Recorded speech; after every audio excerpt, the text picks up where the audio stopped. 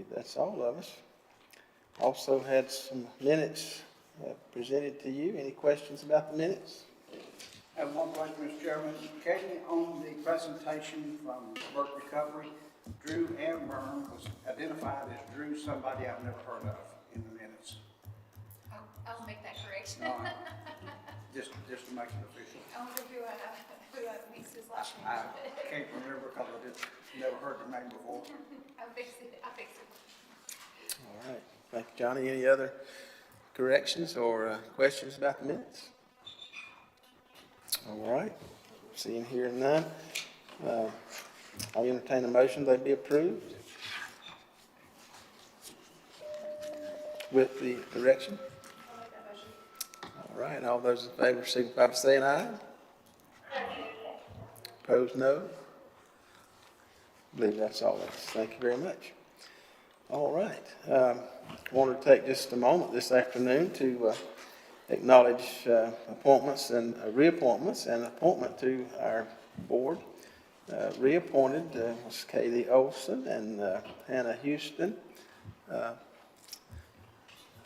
action took place at our commission meeting last month. And then Dr. Welch has moved off the board and has been replaced with Ava Umudi. Okay, Ava, good to see you. Thank you for your willingness to serve, and we welcome you to our committee. Thank you. She represents educators on this committee. We have several presentations today, so with that, I'll turn the meeting over to Katie, who will lead us through these presentations. You have said presentations. So if at any point you all have questions, feel free to speak up and ask. We'll go through it. So just starting off with our purpose and values for the county. This was part of the some of these slides were part of a presentation that I did for a budget retreat for the commissioners last week, and we started with our purpose and values. And as I was creating this slide for them, one thing that really stuck with me is that we lead with empathy. Yeah, Katie, if you don't mind. Oh, sorry. Stand behind the podium. Okay. So one of the things that struck me when I was creating this slide is that we lead with empathy, and that's so important to the work that we're doing and how we're able to approach it through the lens of empathy, and everything else in the middle, the teamwork, accountability, and performance, it just follows right along behind that, and so that in the end we see growth. And we've been fortunate over this past year to see our team grow, and we are up to 7 people now. I wanted to say 8, but I had to recount. We have 9 total. Okay, we have 9 total people that we brought on board in just this last year. So in the beginning, it was just myself, and then me and Brandy did this for a while, and we're able to grow our team and really start seeing some impact from the work that we're doing. And we have people that are boots on the ground. We have people that are strategy. We have people that are community education and engagement. So we're really building something nice, and it is absolutely led with empathy. So our focus areas for the county, we fit into focus area 3, public safety and wellness, and our driving priorities are reducing the onset of new use, enhancing pathways to recovery, and reducing fatalities. So as the chairman mentioned, we had some reappointments and a new appointment last month, and these are all 3-year terms. And so we were able to meet with Ava and just talk about what we're doing and introduce her to some board members. So really glad to have you on board, and looking forward to your term here. So this is our overall trends dashboard. So for calendar year 2025, there were 370 EMS calls for overdose. Another thing that we look at is overdose fatalities. So for 2025, all of the death certificates have not been certified. So if it's a suspected overdose, the way that it shows up in the vital record system is pending, and that's pending usually a toxicology report. So we reviewed all of the death certificates from 2025, and there were 25 that were certified overdose deaths, but 28 of those were still pending. So those may or may not be overdose fatalities. Most of them usually are, but it does give us some variability in what that final number will look like in the end.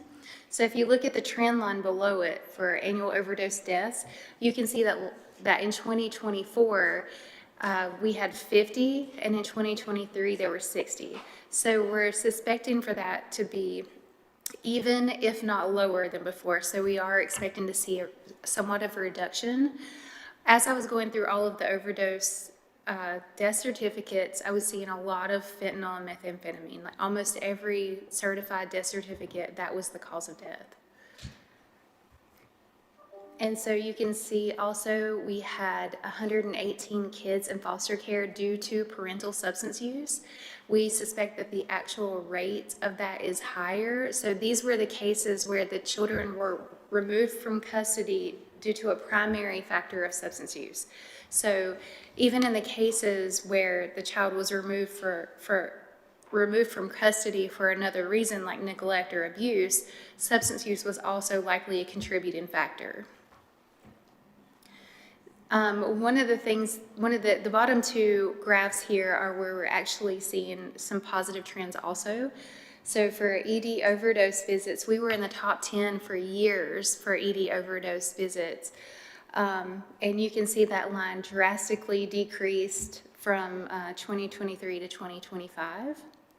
And we like to accredit this to some of the harm reduction work and community education that we were doing and the additional resources that we've put in the community that allow people to have different pathways to recovery and access to naloxone.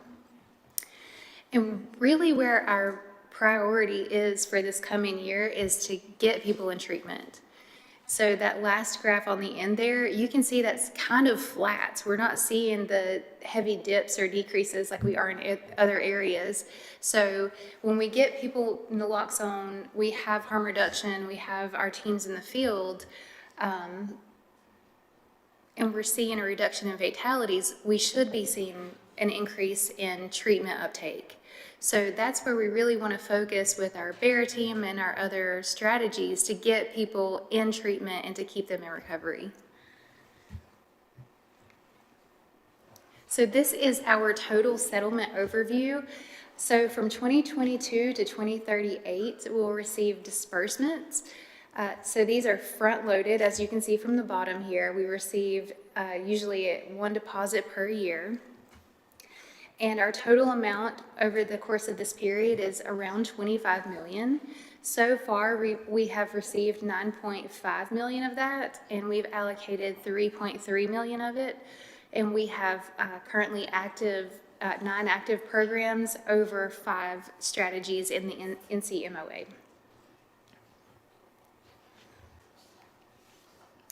So of those 9 programs that are active right now, our opioid response department, you see 8 here. Brandy and I are together in the opioid response department, so that accounts for 2 of them. We have our BEAR team, naloxone distribution, recovery court, low barrier MAT, family center treatment - recovery, SACOT and SAIOP, and our community navigator. So an update on our county-led strategies. Brandy and I are working on, Brandy is really, really involved, and I owe her a lot of credit for the community engagement and relationship building that she does in the community. She has also trained every single Burke County school on how to use naloxone. That includes their nursing staff and any other appointed people that they want to receive the training. So we have naloxone in every school now. We also manage the naloxone vending machine. Brandy and Lee go out there at least once a week and restock it. And we've seen a huge increase in the amount of folks that are using that machine, and it includes community health items in addition to naloxone. So they give out wound care kits, hygiene kits, school supplies, warm weather supplies. So it's really neat that the community is embracing it. And then we also work with you all to create strategies and recommendations to the Board of Commissioners on what we should be doing with opioid settlement money, and then tracking and managing how that's spent. So our BEAR team, we have several members of our BEAR team here, including our newest member, Zach Horn, just joined us this week. And he is the sign that we are 100% filled on that team. We have all positions staffed, and we are 24/7 now. And I think that we are one of the only teams in the state that operates 24/7. So this was approved in fall of 2025, and we had our soft launch January 1st. We're fully operational and out in the community. Tell us again, Katie, what the BEAR team does. So the BEAR team is funded under the Post-Overdose Response Team Strategy, which is number 12 in the NCMOA. The BEAR team can also do a number of other things within the MOA in those 12 strategies. So they can do naloxone distribution, they do field inductions, they can also respond to non-emergent 911 calls. So this also adds capacity to our current 911 and EMS systems. Who notifies them of that non-emergent calls? Dispatch. So we're working with dispatch on non-emergent calls like lift assist, medical alerts, and what we're finding is that a number of those non-emergent calls also have a history of substance use themselves, and so we can engage through different pathways to get people connected to treatment.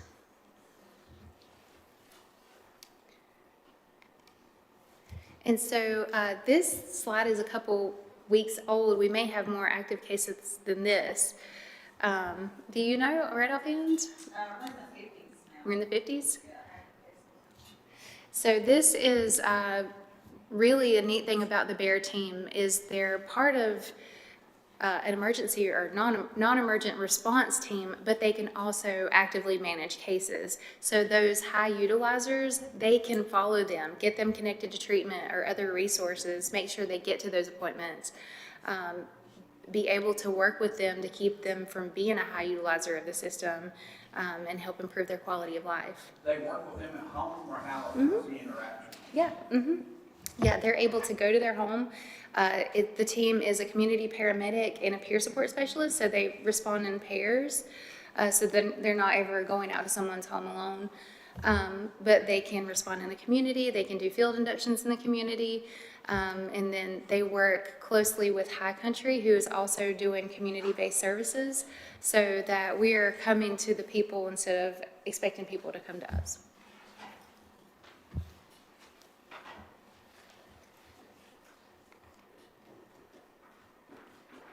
So the provider-led strategies, these were also approved and funded last fall, around August, September.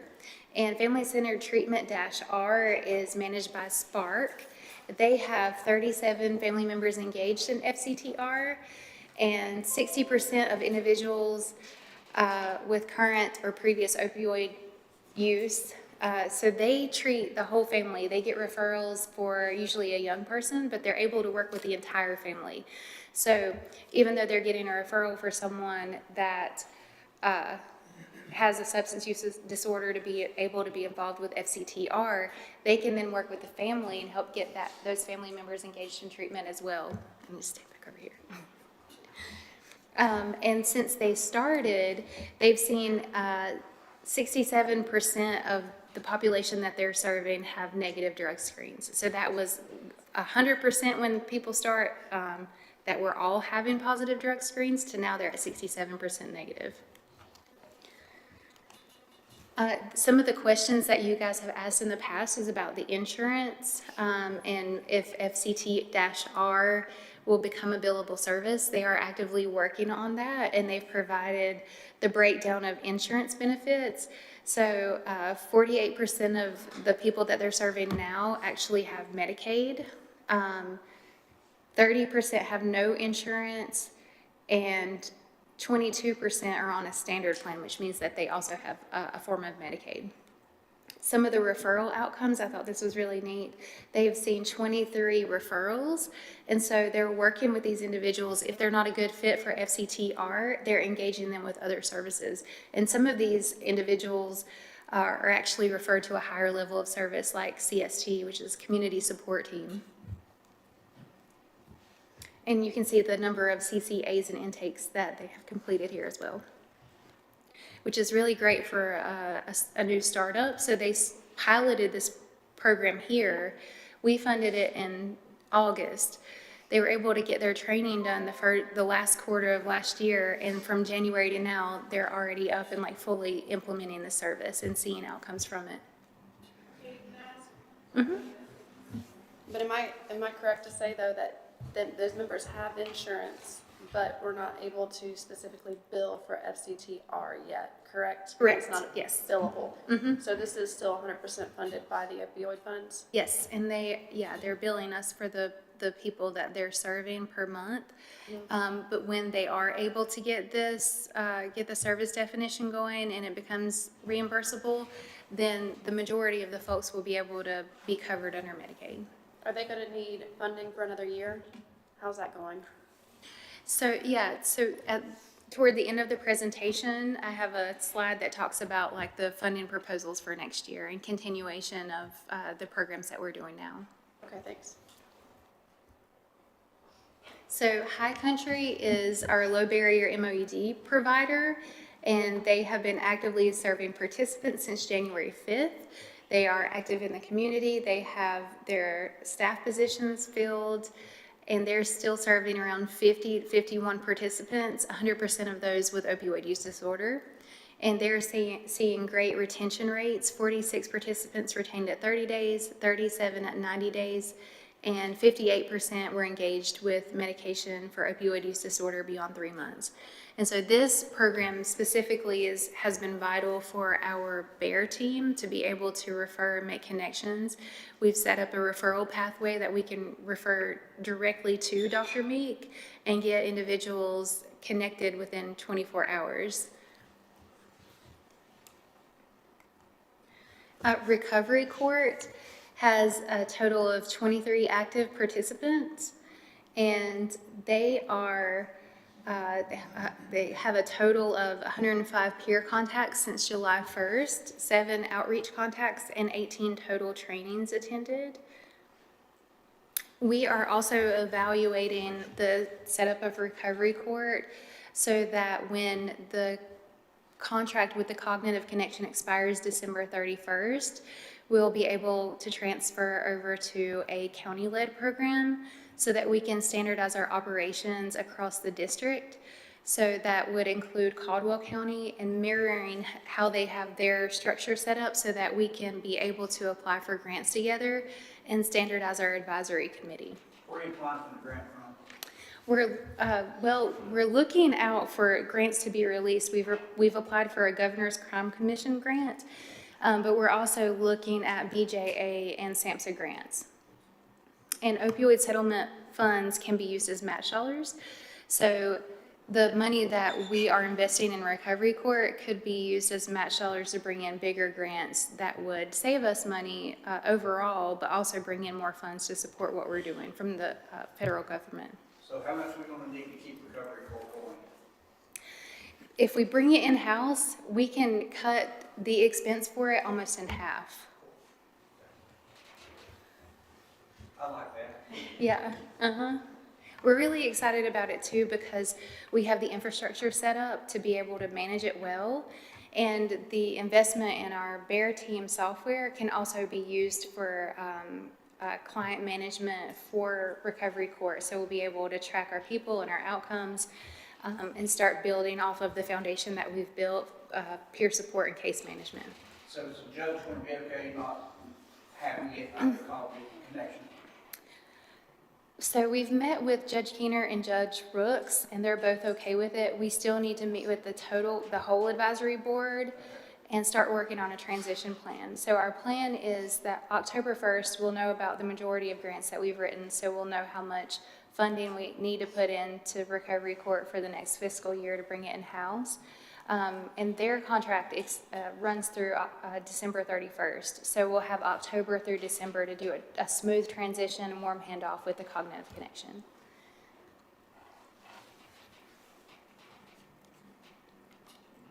A caring alternative, they just let me know last week that they are fully licensed and they are ready to go. So I'm thinking that this week or next, they should be fully operational with their groups. They've got their site, they've got their licensing, they have referrals in place, and they are ready to go with contracts for beginning to even bill.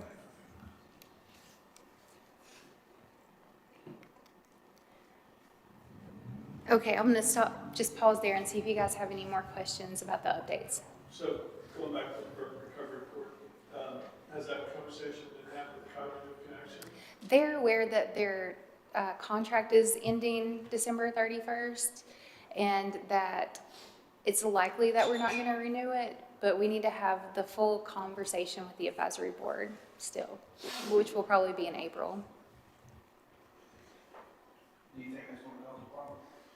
Well, I mean, it gets kind of complicated because, you know, Cognitive Connection is working with Catawba with three different recovery courts up there, and the chief judge, Judge Mullinex, is in Catawba County, and so I just want to make sure that everybody knows this. Don't want to have a surprise. They're aware that we're looking at changes. We are expecting some pushback, just to be completely transparent. But we've evaluated the model that Caldwell has. We're looking at one in Henderson County.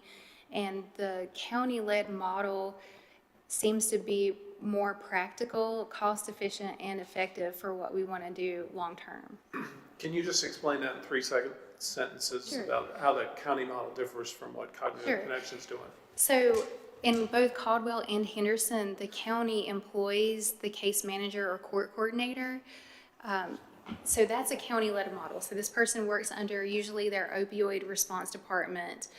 It's under EMS in Caldwell County and under the behavioral health / opioid department in Henderson. And so because that person is not connected to a provider, they're able to make more connections with other providers and resources and to refer out. So an example is in Henderson County, the funding that supports the coordinator, they approved funding for his position and also like $100,000 in treatment costs to be able to fund treatment for individuals in recovery court. After 6 months to a year, they hadn't used any of it because the coordinator was working with people to get folks on Medicaid, getting them referred out to services, finding low cost and resources that they qualified for. And so the model that we have now is provider-led, and the provider is actually in Catawba County. So anytime a person's going into recovery court, they're going in to get assessed by the Cognitive Connection and then being referred to services at the Cognitive Connection and having to be sent to Hickory for treatment. So in addition to the program costs, we're incurring extra transportation costs as well to help get folks there. So if we were able to bring it in and be a county-led model, we would have that flexibility to make sure that people are being referred out to best fit and also being able to receive services in the county as we're building up the provider network. And it would be coming into your all's department, though? Right, I mean, so- if you follow the model. And the network that we're building with our peer supports now is case management for people that are high utilizers of 911, post-overdose response. We're looking at people that are coming in and out of the justice system already. So we want to be able to build on the foundation that we've started and enhance that service delivery. What else? Do they do anything else for Burke County? Not that I'm aware. Are you aware of any other services that they provide? What about DWI classes and things like that? Who does those? Does anybody know?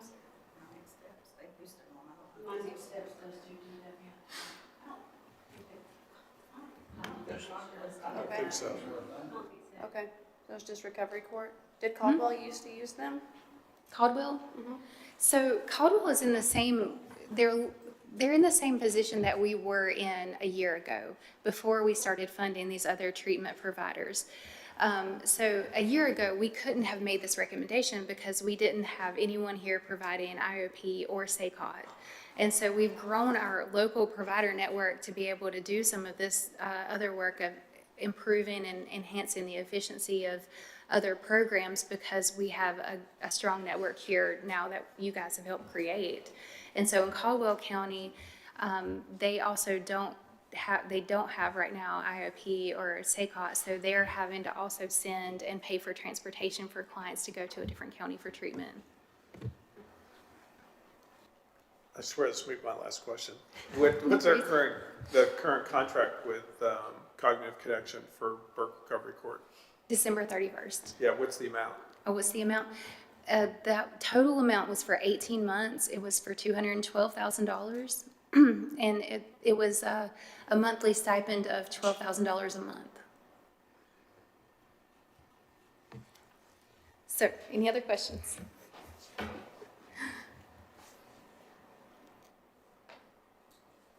All right, so we also did have some outstanding provider proposals that we were reviewing. So these providers, when we did the RFP last year, we passed through the providers that we just updated on, but we also had Christ-Centered Recovery Program, or CCRP, and Burke Recovery. We heard from Burke Recovery last month. CCRP, we have a draft of a contract that we shared with them for recovery housing, and they are having a meeting with their board actually today to see if they want to move forward with it. For Burke Recovery, I was actually able to get Paul's help and give him a list of providers that provide CCAs in the county. So there were a total of 12 providers. I was able to confirm with 5 of those that they provide CCAs with no wait list. And then there were a few others that actually didn't provide CCAs, but indicated that they didn't have any issues scheduling CCAs from other providers. The other issue that came up during this evaluation is that many of the other providers will do their own CCAs. So if one provider does a CCA, refers to another agency, a lot of times that agency will still complete their own CCA. So there, that indicated to me that there needs to be some more systems work done, and what does it look like for providers to accept each other's CCAs, if that's even a possibility. It's a little bit of a hot potato in that world, but as far as the Burke Recovery proposal goes, there wasn't at this time an indicated need for expanding CCAs. So I have let the folks at Burke Recovery know that, and that we're also open to conversations about what their ideas might be for the future. Do you guys have any questions about that?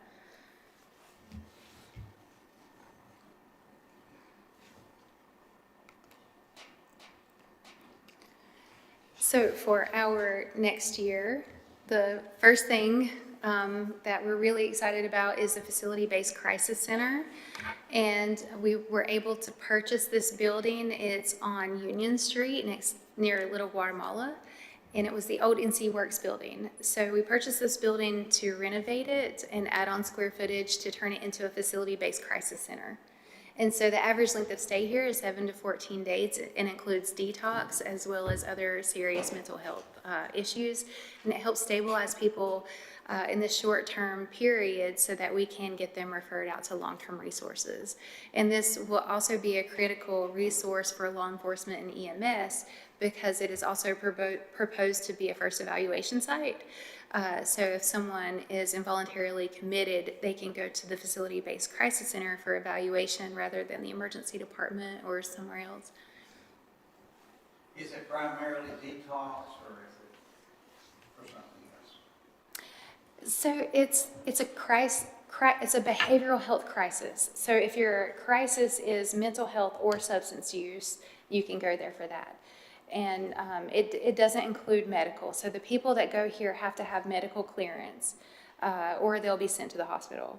So this is for people that are truly having a behavioral health crisis. Is there support with partners to fund this? So yes, we're gonna be working with partners. And I'll come back to this slide in just a second. We're going to be working with partners to release an RFQ for the architectural and engineering contract as well as the provider contract. And we want to be able to recruit and bring on the provider early on so that they can help design what the space looks like. But this is a model this is the diversion model. So right now, people coming out of jail, emergency department, or repeated crisis situations, they're cycling back through the systems. And so, That's after they come out of jail. yeah, or before even. There's not a place in the county right now for people to be able to go be connected. And one of the models that we talked about was a behavioral health urgent care. And so this will have the enhanced intake like a behavioral health urgent care. So people can just walk in the door, they can be referred in and be assessed and triaged, and either connected with outpatient services, admitted, or referred out. So right now we have a gap for that in our community. So, we spend a lot of time looking at places like Trosa. This is the first stop. And other treatment facilities require medical detox before they'll accept someone in. This is the medical detox. So this is a place where people can go and be stabilized so that they can be admitted to other places. What's your anticipated staffing plan for that? It'll be up to the provider, Okay. and I'm sure Partners has more expertise on what that looks like too. But once we bring the provider in and start creating the space, it'll be 16 beds, and so they have a formula for the required staffing for it and things like that. What do other counties do? Have the hospital been approached to potentially head this up? This is just very expensive. So the RFQ, if the hospital is interested in it, they'll be able to bid on the RFQ that's released. And then the model also, it's a model that looks at reimbursement from insurances also. And so what we're looking at is supplementing this for the first year or two until it is self-sustaining and they can start billing. Do other counties use like private providers, or is any under like a local hospital umbrella? Are you aware of any, Paul? I'm not. They're, nonprofit providers in other places, but I'm not familiar with any hospital. So it is RHA in Caldwell County that has the behavioral health urgent care. So it's different from an FBC, but along that same route. In Iredell, it's Daymark. In Gaston and Cleveland, it's Phoenix Counseling. And I think that in Alexander Youth Network will be managing the adolescent facility-based crisis. So it's all nonprofit or service providers.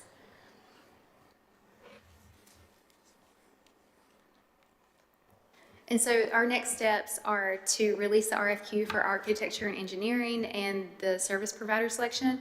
We'll be working with a team that consists of the county and partners, and also would like to solicit you all for anyone that would be interested on being on that planning and implementation team. Let me step back, I went to sleep for a minute, I think. Who's subsidizing it for the first period of time?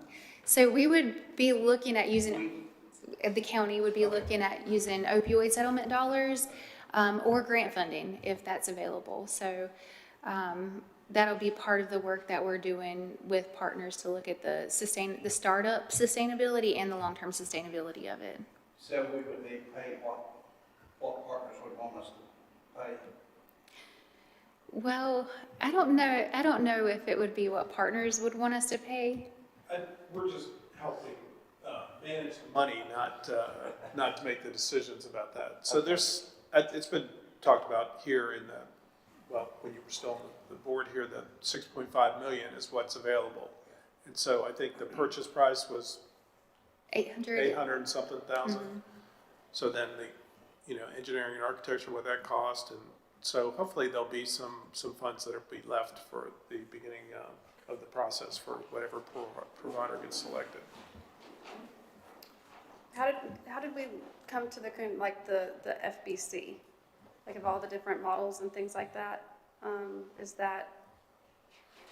What makes that the choice? I'm just curious. Part of it was the funding.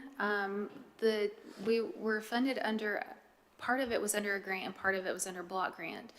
And half of the funding required that it was a crisis center, so that narrowed it down to behavioral health urgent care or facility-based crisis.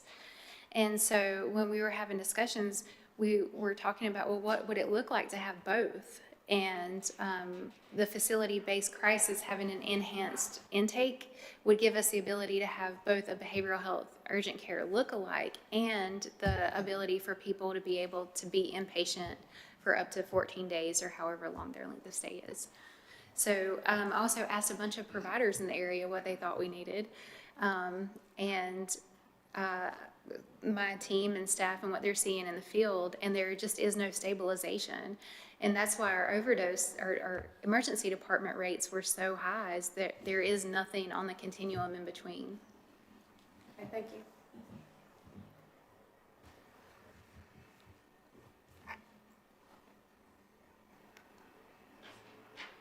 So this is a spending plan for fiscal year 26-27, and it includes our department operations and continuation costs for the programs that we're already funding. And so the amounts in here are less any startup cost, and we've asked them to provide us what the actual cost for continuation for another year would be. So we're expecting it to be lower, but we would like to continue to support the programs that we funded in August to make sure that they are stabilized and sustainable.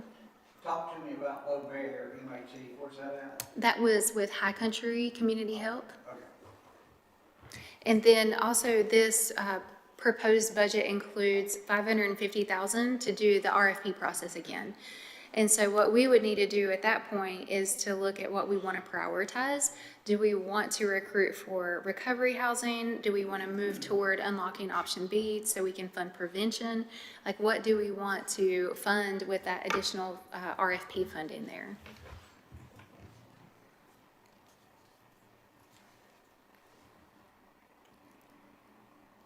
And then the last thing that I wanted to talk to you all about is that we are required to have an annual opioid settlement public meeting.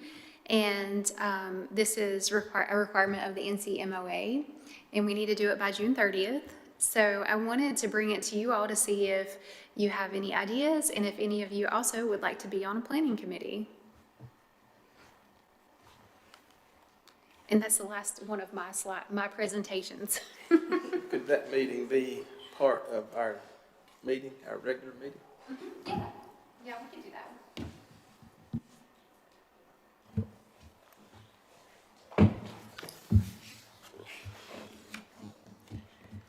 Anybody got thoughts on that annual meeting process? So this is a planning committee for the annual public meeting? So we had talked about having it would be a longer term time commitment to have volunteers or nominations for a planning committee for facility-based crisis center, and then also if having a committee or even we don't even necessarily have to call it a committee or just be part of some meetings to plan the annual meeting. And we can do some really neat stuff with it. We can have keynote speakers. I kind of like the idea of having a town hall. We had a mental health town hall a few years ago that I think had a good turnout. Doing something like that, getting the community engaged and our municipalities and cities to give some input into what we're doing and things like that. So.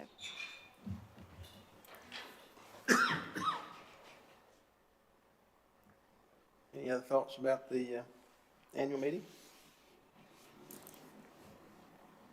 Sounds like we need to have it really soon. Well, we have to have it. Have to have it, yeah. We've done it like on a smaller scale in the past. Last year, we had a meeting in February here.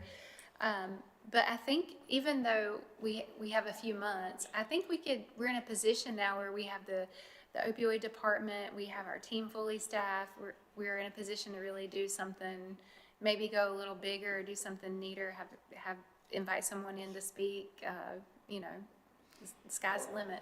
I think we should do that. If you go on the state's website or even our website, you will find that Burke County is way ahead of a lot of counties on how we're spending money and the programs we're coming up, and that's due to Katie and her staff. And so I think it should be big this time. The newspaper's given us great coverage over it, but I think it's time for the people to know exactly, you know, it's not died, but people want to know what's happening. So I think it's a great idea to do that. And, When is our next meeting for this group? May 19th. What about backing it up, kind of like what Chairman was saying there, maybe back it up to 4:30 and end at 6, and then have the annual meeting start at 6? Is that, We could do something like that. or you were saying it'd be part of this meeting also? I think we were talking about having hold on a minute. Are you saying have the event backed up to this, or just like a planning team backed up to this? No, the event. The event, I think I'd like to see the event last like half a day or something like that, like be a little bit longer, where we have different options, like an actual town hall and then a keynote speaker or some other kind of event. So instead of just like an hour or two, I see it being something a little bit bigger. Unless you all say no, you just want to keep it an hour. So you're saying like for our annual meeting, like a bigger thing, so that would bring relationships and community and bring people in and it really be the first introduction to the facility-based crisis center and hear feedback, and so the city knows that we're incorporating what they have to say and things like that. Yep, exactly. And this will be on June 30th? It just has to happen before June 30th. It has to happen this fiscal year. Are you thinking on a weekday or a Saturday? Probably a weekday. So I'm thinking this is what the planning committee's for, huh? Yeah. Okay, I understand now. Well, that's why I was saying May 19th. Is that too close to, I mean, we're already going to be meeting on May 19th.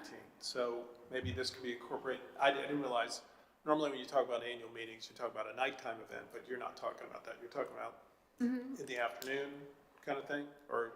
Well, so we can settle that stuff in a planning meeting, but we can look. I think we need to put Paul on that too. It sounds like it. I got too many questions. No, I'm just trying to incorporate this meeting with that at the same time, still do everything you want to do, but not, because it's already a day or a time that we have scheduled for that, so it just makes it easier to pick another time that people can make it, people I can't like make the it. idea of choosing that day because I usually block this day off anyway for this meeting, but. What day of the week, is that a Are there Tuesday? requirements for this annual meeting in the, Just that we invite people from the cities and municipalities.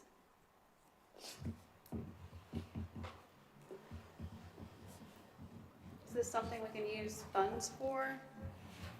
Okay. So Big dinner?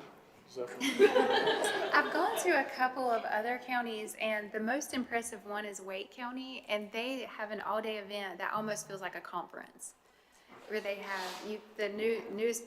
I'm not saying that I want to do this, but like the news media is there, like covering things. They have speakers. They give an update, like an annual update. They have vendors that give out resources, like the whole nine. So before we decide on that date, it sounds like we might need to find a location and see if, like, the Foothills Higher Education Building is available for that date. Yeah, okay that would with be you nice. guys?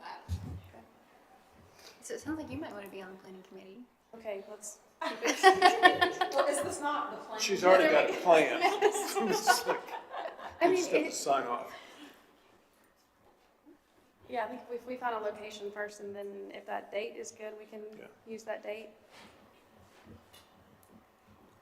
I think we can get hired it sooner. yeah, I think so. We should be able to.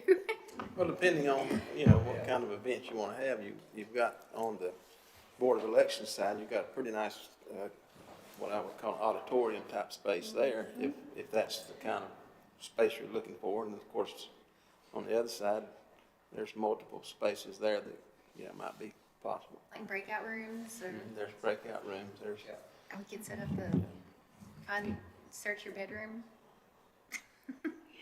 Secret School surveys. signs and map in the barn, didn't they just redo the barn?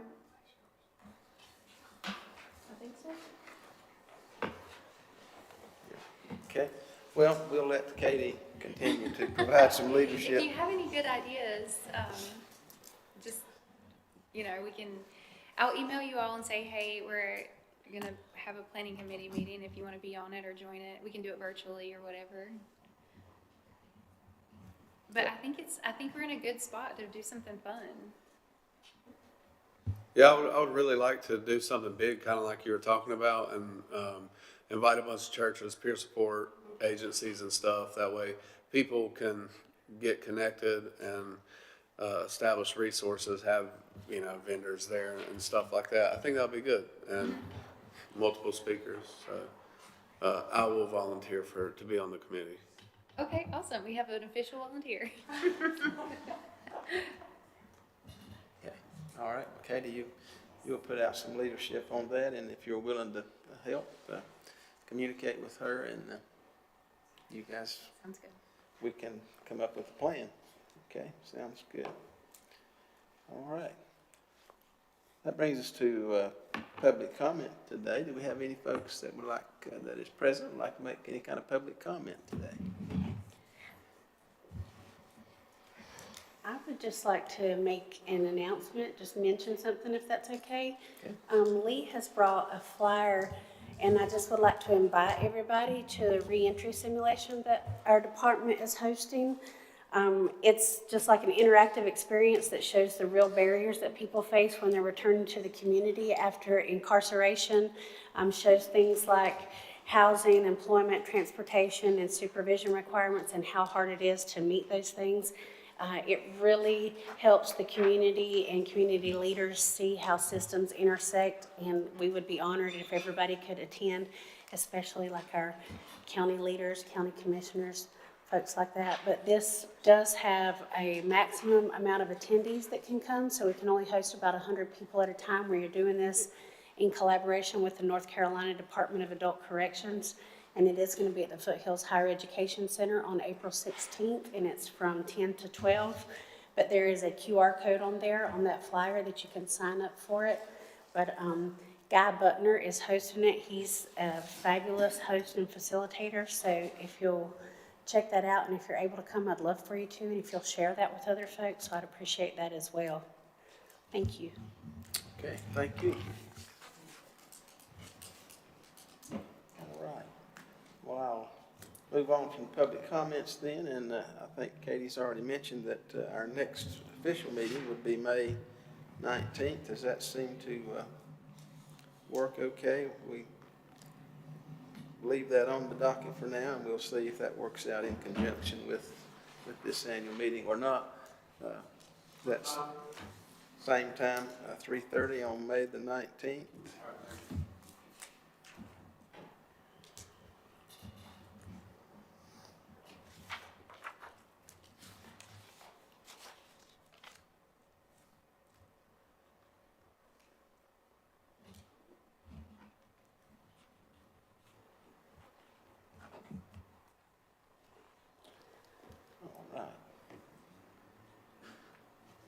Have no items for decision today, so that brings us to our last item on the agenda, reports and comments. I'll just open the floor. Anybody on the advisory group like to make a comment or provide any other information? All right. Katie, anything else? No, thank you guys. All right, seeing, hearing none, I'll entertain a motion that we shall adjourn. I'll make a motion. All in favor say aye. Opposed, no. I think we're adjourned. Thank you very much. Appreciate your time this afternoon and your involvement.